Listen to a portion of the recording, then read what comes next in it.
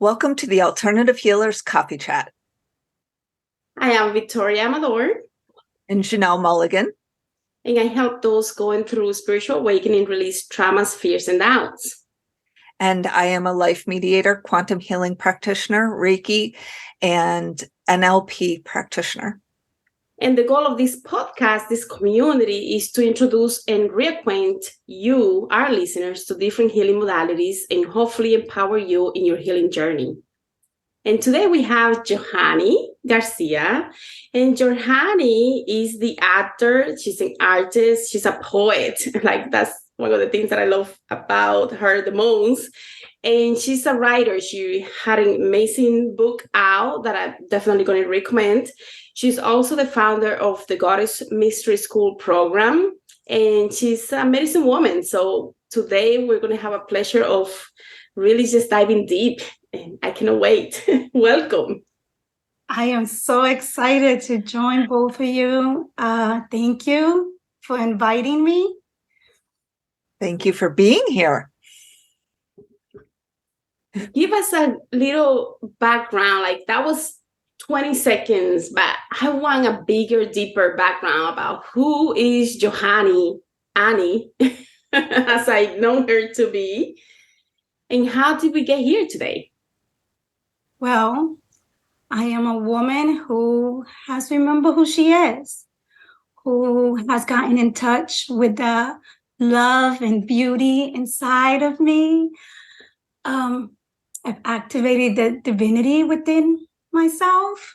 And that has happened through my journeys with plant medicine and my spiritual practice, which includes painting, writing, breath work, meditation, and embodiment practices that have gotten in touch, have helped me get in touch with the divine, the goddess within me.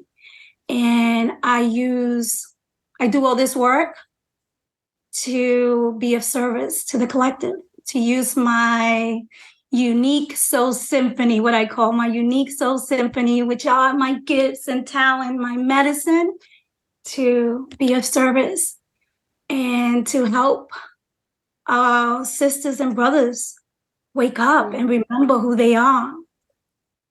Beautiful. Yes, that is my process. That is what I teach in my mystery school, where we do retreats, ceremonies, and different practices to get us in touch with that. Do you want me to go back and how far in my journey?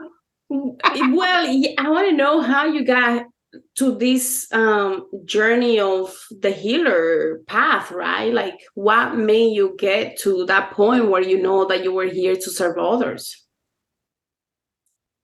Well, I was shattered to pieces in my dark decade of the soul.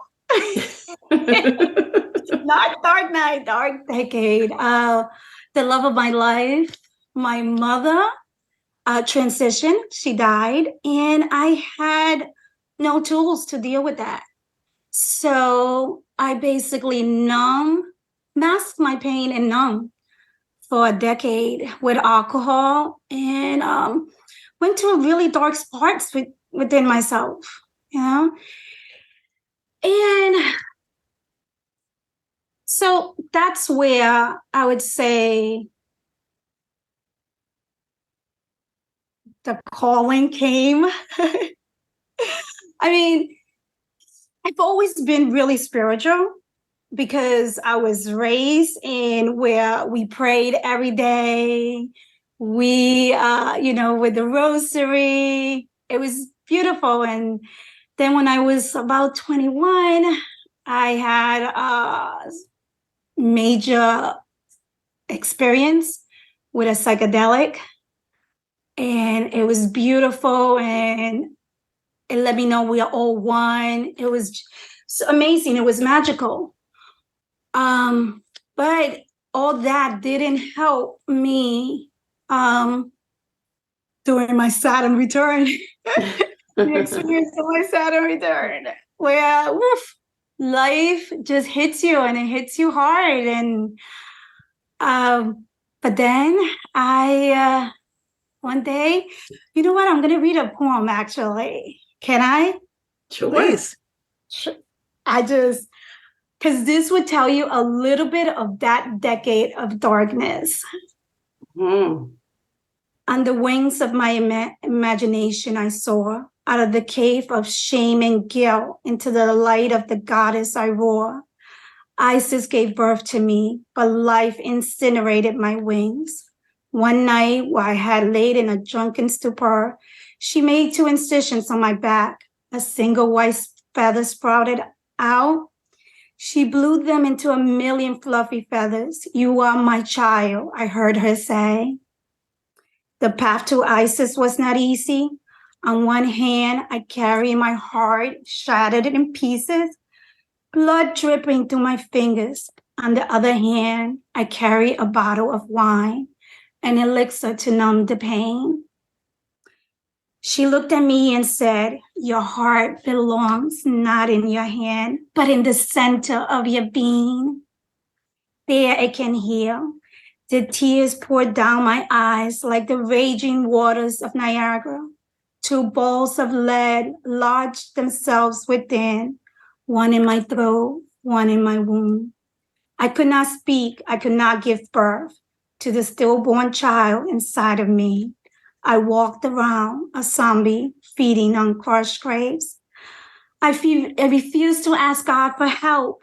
He had not cared that cold night in September when my mother had closed her eyes forever. I refused to end it all, leave my son an orphan. I retreated into my own pain. All he had was a turtle's shell, my orphan child. I refused to heal from the pain that was killing me. I refused to kill myself. I refused to live. I remain a zombie feeding on crushed grapes. Time ticked on like a factory assembly line. I remained stuck in my pain. Then in spring she came. Open your eyes, open your eyes, open your eyes, she said. Everything was the same, but I had changed. I threw the bottle across the room, my reflection in the mirror, a kaleidoscope of pain, fear, shame. What had happened to the warrior princess my mother had raised?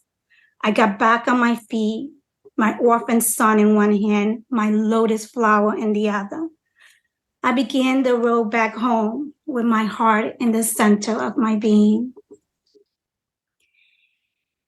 So, yeah, that was the pain. And then came like the decision for healing. And I started meditating. And would meditate. I learned everything I could about meditation. I started doing yoga, doing breath work, and I got, wonderful healing. I started remembering who I was. And then came the journey with ayahuasca. And that was very interesting because I came to ayahuasca to see my mother again. I was like, oh, I'm going to see my mom. And the medicine was like, oh, you want to see your mom? Okay, here she is. Mother Earth is your mother. The cosmic mother is your mother. And it was like, whoa, whoa, whoa, whoa, whoa. Like my mind was expanded beyond what I had, everything I had forgotten. Right. Of just the beauty and the unconditional love that is who we are. So that's been a journey, working with the medicine and healing. And in my mystery school, I like to help people that were shattered to pieces like I was, or people that have now remembered who they are, or people that have started on the journey remembering and need help with embodiment practices or integration. So yeah, That's a little of my story. Beautiful. Thank you. So with the mystery school, when somebody comes to you, like what can they expect? What will they be, what do you walk them through? Well, the first introduction to my work would be my online course, the Inner Goddess Process online course, or my book, Mariamne and Yeshua, and I'll talk a little bit about it. And once they've gotten an introduction to my work and they want to work with me deeper, and they say, I want the full thing, I want the Inner Goddess process, I want the retreats, the rituals, the ceremonies, then we talk and we see if we're a match and a fit. It's an intense process. Like I said, meditation is very important. I have my own process, which is a combination of the best types of meditations that I found, techniques, and it's 20 minutes in the morning, 20 minutes in the evening with mantras and mindfulness. Starts off with that, and then deep levels of meditation. There's also breath work. That's based on holotropic breath work, which is the work of Dr. Groff. In the 60s, when they made a lot of the psychedelics illegal, he invented holotropic breath work to be able to help people get to altered states of consciousness through breath work. Mm-hmm. So I use breath work, meditation, and then different creative practices. Like I said, I'm a poet and an artist. So I get people to create that which is within them, whatever their song is and whatever medium they want to use. What helped me when I started off my process about 15 years ago was the artist dates, taking yourself on an artist date and morning pages, journaling a lot. So I do that. That's and I also do work for Archetypes. What is that like? The Artist Day, like what is that about for those that are listening that have no clue? Well, that's taking, and that comes from the work. Oh, I just forgot her name. Can't believe I forgot her name. But it's taking yourself out on a date and letting the beauty and magic of life, of nature, inspire you. So you prepare for it just like you will prepare for a regular day, and it's just you and life, you and nature, you and the world, and you go out and take yourself out, and but you set the intention. You're taking yourself on this artist date to fill yourself up, and so I would do that combined with the morning pages, and that gets your creativity flowing. You get a lot of inspiration. And so sounds fun. It does. And with your clients, like you mentioned, they come kind of broken. Is there anything that you're seeing, any pattern with your clients that, is it relationships? Is it life? Is it work balance? Is there any common thread? I have a range of different clients. Not all of them come totally broken like I was. Some of them come pretty along on their journey, and they just want support in different methods. And I have some clients that are great in terms of the spiritual work they've done, but they don't have like a daily devotional practice or a rising ritual, and I help them with that. Or they have resistance to meditation.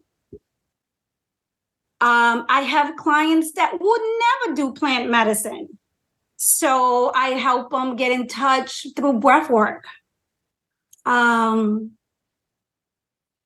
Let's see. in terms, I have had clients come to me with relationship things.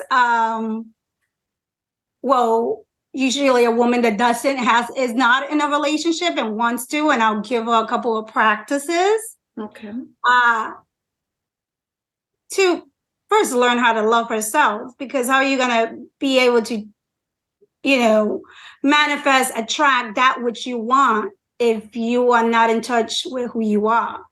And it always starts there. And I tell them about my book, which is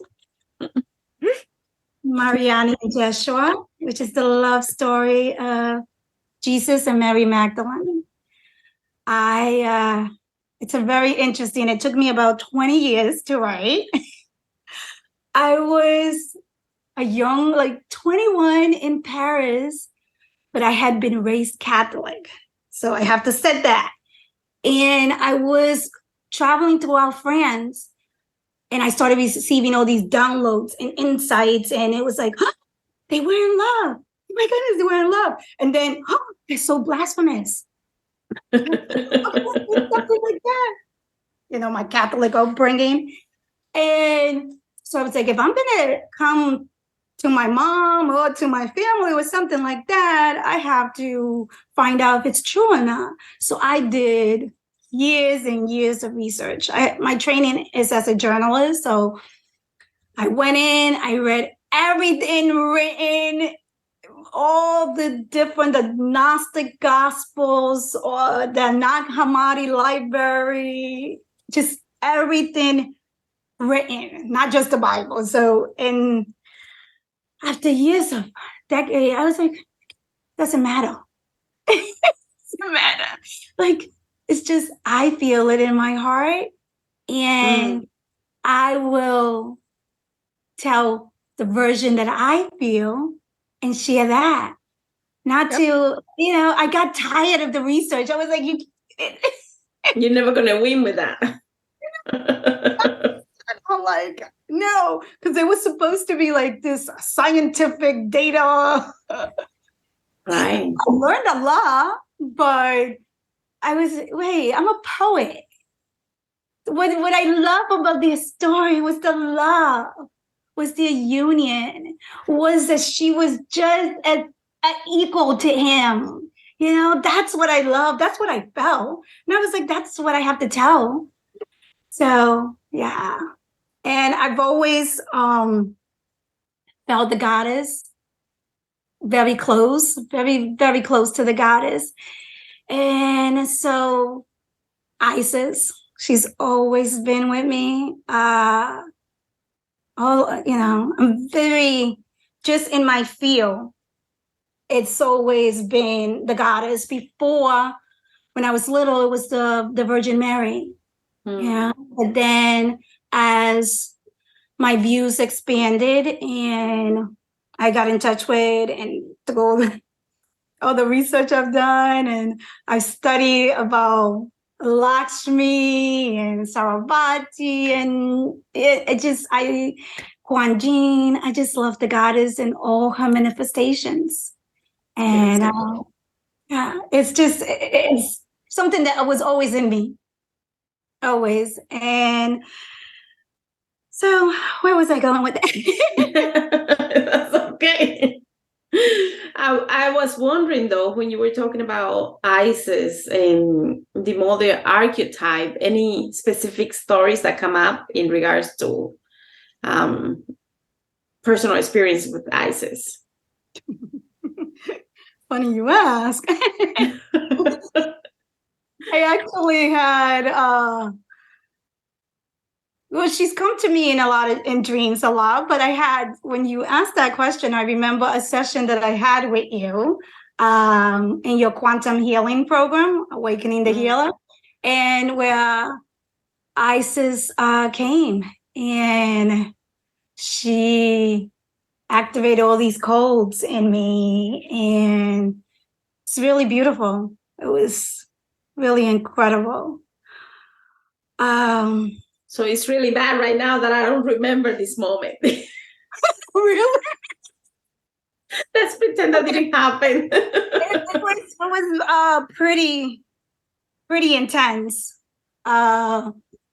It was Anubis and Isis, and they were all there, and there was. Well, I remember Anubis, but I don't remember Isis.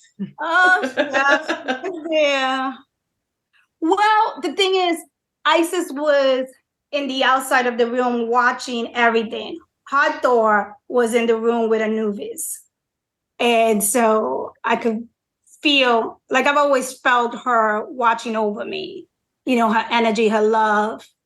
And to me, it's just an energy, right? It's just an energy. I don't want, and that energy, maternal archetype of unconditional love, I see it through the figure of Isis, Beautiful.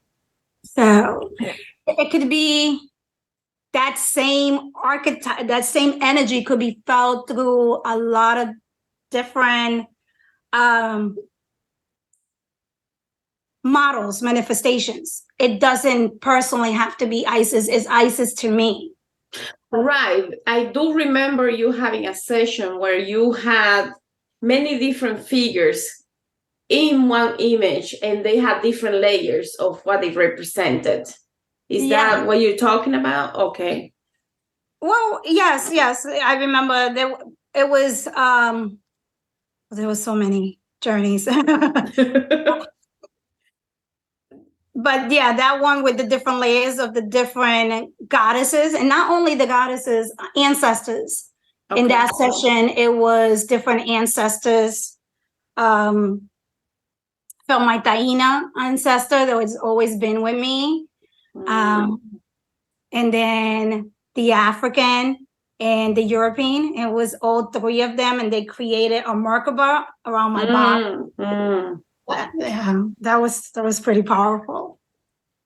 Beautiful. So when we think of when you think of Isis and what she represents, what is it that she represents to you? She represents the love of a mother for her child. That to me is the most amazing, beautiful love. Is the love of the cosmic mother, of Pachamama, Mother Earth to us. Is that unconditional love for the creation. She represents that. She also represents the love for her partner, for her mate, and going through all ends of the earth to put them back together. Interesting. Yes. Those two powerful things that have always played so powerfully in my life. Well, yeah, I guess that's where I was going with that, because I know you and your mother are like when the saints are talking to the saints and like, how is that? I don't know, like, how is that somehow a representation of your relationship with your mother, who has been gone now for 20 years? Okay. It's going to be 20 years. How is Isis? Mm-hmm. Or in general, like, how is that archetype? Because I know that you work a lot with the archetypes. Well, it's just very interesting that, the first big experience that I have with Mother Ayahuasca or Grandmother Ayahuasca, which, interesting enough, ayahuasca never comes to me in mother form, actually, or grandmother form, which she seems to do for others. That's never been the case with me. It was like, let me show you who your mother is, because I had this like very human, childlike view of, my mother. And it was like, woo! Yeah. Like, you don't know any better. Let me show you. Yeah, let me show you. And it was like, so unconditional love, like the love that is full of bliss and joy. And I mean, unconditional love cannot even describe that what it is. That energy of creation, of existence, of life, of the spark that we are, you know? So how do you feel Isis informs or creates your healing practice for your clients? Like, how does that come through in your practices and in your healing? well, like I said, I felt a lot of activation, a lot of messages. My heart opens where I could hear what the person is not saying.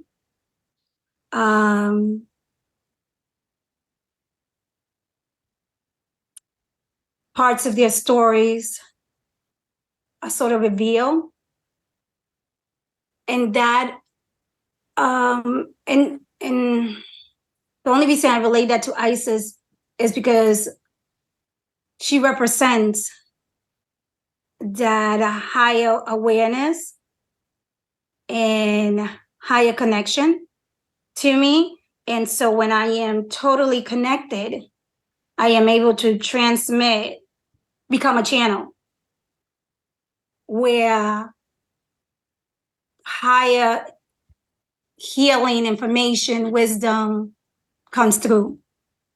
So I just become a channel, and it just, so that's how Isis or Mother Mary, Mary Magdalene, Yeshua, Jesus, come through. Wonderful.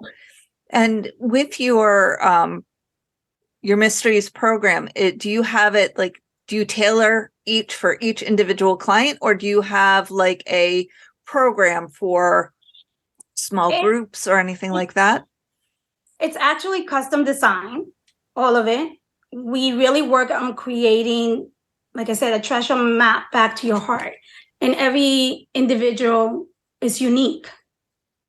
And so I pay a lot of attention to that and have different needs. Now, yes, the practices are the same, like the meditation is the same, the breath work is the same, the archetypes work that is based on the work of Caroline May's Sacred Contracts, and I do a lot of, so I do. For those that don't know, if you can go over the archetypes for those that are listening. Well, there's the four major ones: the child, the victim, the prostitute, and the saboteur. And I don't know why I always laugh about the prostitute. It's like, ooh. The prostitute comes out in the way we sell ourselves, sell our truth, who we are to fit in, how we don't show, how we wear a mask. So there comes the prostitute when we're like, we want that. So we'll compromise on this just to get that. And everybody does it. Can you give us an example of like some of your clients? What are they compromising to get what? Well, I'll give a personal example with me. The prostitute has always shown up in my career or in my jobs where there might be something that I just don't want to do, or and I will do it just because it's the job. It's my career. Gotcha. When I was a journalist or when I was a teacher, there were certain things that it's like, but you see, it goes a little bit against your truth, what you really know. And so it plays in my field, but it could, in other people, it's just any time she shows up or it shows up when you sell yourself, sell your truth. So what does that mean though for a client? Like, oh, okay, I'm the prostitute. What does that mean? Like, no. do we face that? What do we do with that? It's not I'm the prostitute. It's where does that show up in your life? Okay. It can show up in your relationship. You know, and maybe for somebody else, it doesn't show up in their job or career. It shows up in their relationship. When they stay quiet, when they do whatever their mate wants, just because. I get it. I get it. But what do they do with that? Are you walking them through the process of bringing that to consciousness? It's about the process of self-awareness. Okay. And seeing, okay, well, now you're aware of it. You can make a different choice. Okay. Because we have a lot of blind spots. Right. And it's about becoming aware. Go ahead. So the goal is to bring them out of that archetype? Well, the goal is to not let that archetype manage them or run everything, but for them to, and just like the same way with our egos and our mind, is to like let the spirit guide you. Let your higher self, your awareness, your higher truth guide you instead of these patterns. Because that's what all archetypes are, patterns of behavior. So where does the saboteur show up in your life? Where are you sabotaging yourself? You know? Right. You say you want this great relationship, but then you can open up, become vulnerable with somebody else. Do you have realistic expectations and demands? Mm-hmm. Where is that the saboteur showing up? You know, what is your inner child like? So right. So what do I do after you find the archetype and they bring it up to consciousness? What happens next? Well, differently, you could journal about it. I also have them do collages. So creative work. So it's about moving the energy, always moving the energy and becoming aware, more aware. It's awareness. And it's my understanding with her archetypes, those are like the main 4 that she assigns, that everybody has some level of that archetype, but they're also like 20 plus. So yes. There's a quiz so do you take them through her quiz, or have you created something to help them explore? No, not really, because I use that as different resources. Like, well, if that person seems and they want to go more that way, then they could go and do deeper work. But that's not the focus of my inner goddess process. Okay. So those additional archetypes, you don't? No, not really. No. I'll make them aware. I have them, but that's deeper work. We usually just are working, where are they using the victim? Where's the victim showing up? Okay. How, now that they are aware, for example, my victim shows up in family. Well, if it took me a while to understand, okay, that's where my victim is always showing up in my family. I'm feeling victimized. Well, what choices am I going to make to change that story? Because if that's the story that you want to keep telling, then that's what you're going to keep playing out. But if you want a different story, you just have to take control of it. So bringing that pattern to their awareness, and then giving them the tools of the meditation, the journaling, to help them further explore and understand how and where that's showing up, not only in that one instance, but maybe in other parts of their lives as well. Exactly. Like, I'll have them do a collage. I say, go look through your photos. Go look through your life. Do a review of your life, and where do you see these patterns? And some of that work, we go deeper into like the coaching. That's where the coaching comes in, the different embodiment practices. Wonderful. And you mentioned that you also help males. Do you in Carolyn May's Sacred Contracts? Mm-hmm.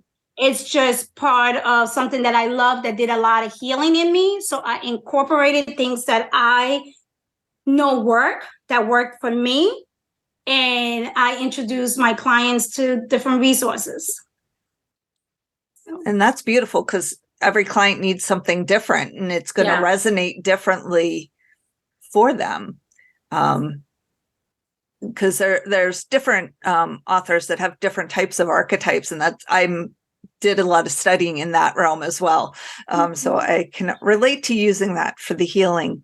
You mentioned you want to help men and women. Do you have many men clients that have come to you? Yes, I do. And usually they want to work with the medicine wheel. I've had a couple come and ask me about the medicine wheel. And for those that don't know, the medicine wheel is this beautiful system, indigenous system, that you work with the elements.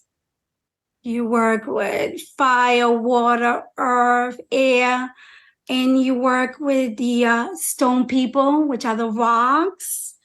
This is wisdom keepers, and the standing people, which are the trees, the four-leggeds, which are the animals, the ancestors. So it's a very intricate system.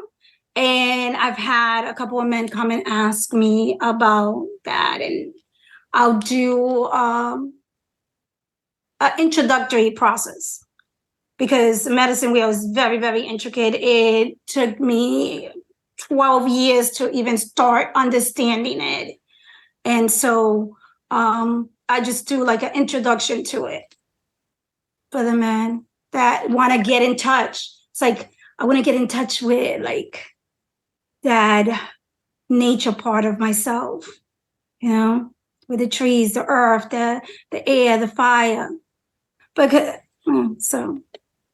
So do you feel like these men are kind of exploring both their divine masculine and feminine in that process? Or is there another thing drawing them to that? Well, perhaps what's drawing them, and most of these men have come from sacred ceremonies, working with plant medicine. Once you make that connection with plant medicine, you know that you're related to everything, right? You're part of everything. Everything is part of you. And that doesn't mean just another human. That means everything. Every stone, every rock, every tree, every animal, every ant, everything. We're all just connected. And then they want to explore that, explore that a little deeper. Wonderful. Which I love the medicine. So when you think of the rock people, I always laugh about that because it's like there is so many secrets there. Anything that you can share with the listeners about the stone people?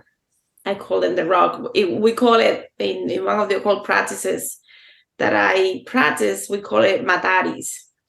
So, yeah, a lot of secrets there. Yeah. And I think everything in nature reveals its secrets to you if you show it respect. So it's about the respect that you have to understand it's alive, it's a being, just like you are a being. And when you start building that connection with it, it tells you a lot of its secrets. Like this is the rose quartz, about love and the heart.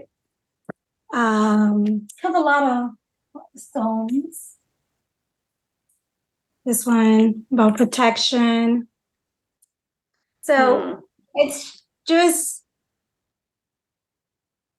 spending time. It's about spending time and giving it your time and awareness to the stone people, to the trees, to the four-leggeds.